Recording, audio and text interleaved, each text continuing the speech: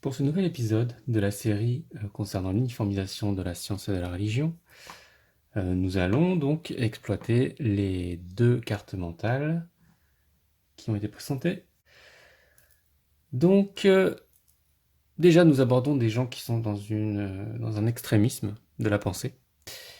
Et il est évident que, en tant que tel, il n'est pas possible d'aborder avec eux le côté opposé, donc ce contre quoi ils se battent idéologiquement, puisque apparaître de ce côté-là, défendre ce côté-là, c'est être son ennemi. D'accord ?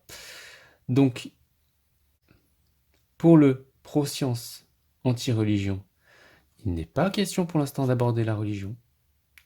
C'est exclu, sauf pour en parler en mal si vous avez l'intention d'en parler en mal, mais disons que ça peut être...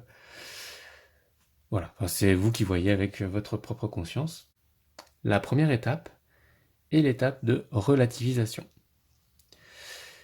Il faut commencer à identifier les échelles de valeur. Elles sont identifiées dans ce profil-là. Donc nous allons commencer sur la carte mentale du pro-science anti-religion. Donc les deux échelles de valeur identifiables sont la preuve par l'expérience, qui valide ou invalide quelque chose, et le côté récent d'un fait, d'une chose, qui va aussi lui donner une fiabilité. Plus ça va être récent, plus ça va être fiable. Donc voilà, pour cette carte mentale, les deux points sur lesquels il va falloir travailler sont ceux-là. La relativisation, c'est juste la mise en place de faits, d'éléments factuels, réels, partageables, et surtout dans l'idéologie de l'individu, qu'il va falloir, dans lequel il va falloir apporter des faits. Donc notre individu, il pense que ce qui est récent est plus fiable que ce qui est plus ancien. Donc une des questions à se poser, c'est est-ce que on n'a pas des contre-exemples, des choses qui sont très fiables, mais qui sont très anciennes? Évidemment, il y en a. Les théorèmes de Pythagore sont fiables, vous pouvez toujours les utiliser, ils sont toujours utilisés, même pour faire tourner des avions. Donc, nous avons l'informatique. Aujourd'hui, par exemple, quelque chose qui est fiable, qui fonctionne, dans lequel on peut croire, même si tout ça est très simplifié. En tout cas, l'informatique, c'est quelque chose de récent, et effectivement, c'est fiable pour faire des calculs.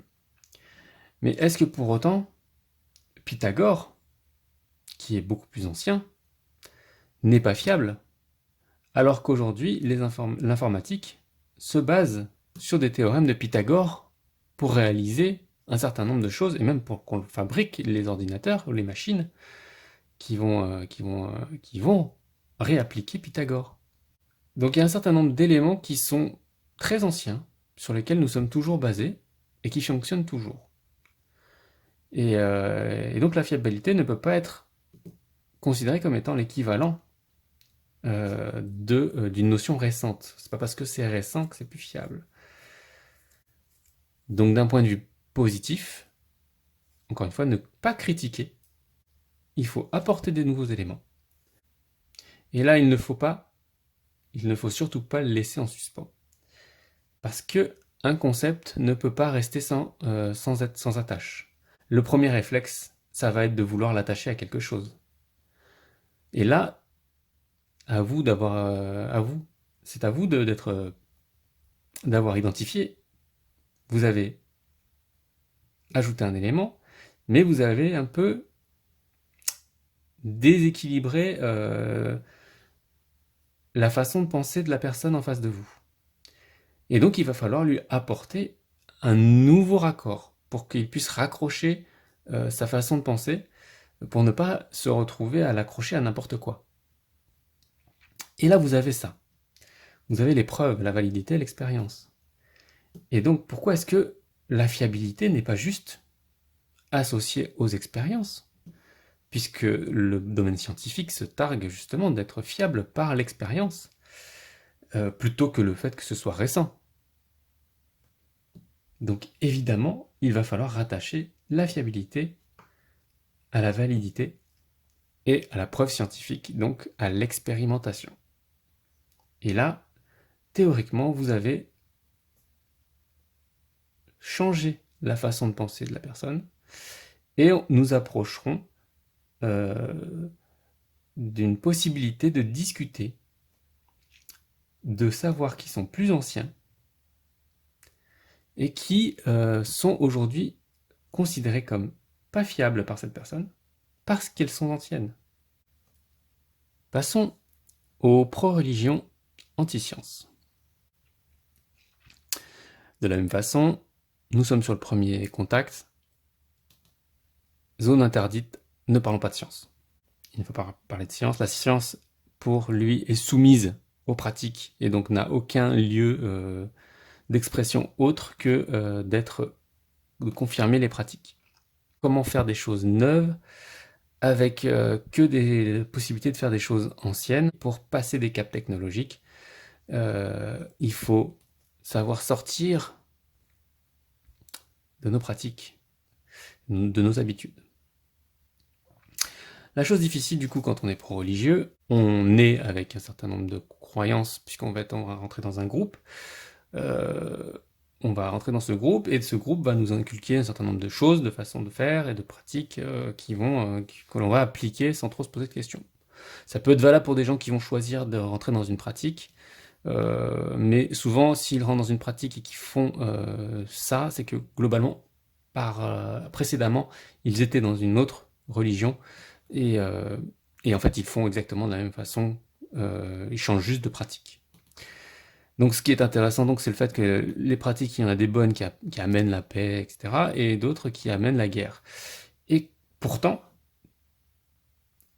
je viens d'en parler, on peut changer de religion, et les pratiques, en tout cas un certain nombre de pratiques, pas toutes, vont changer, étonnamment.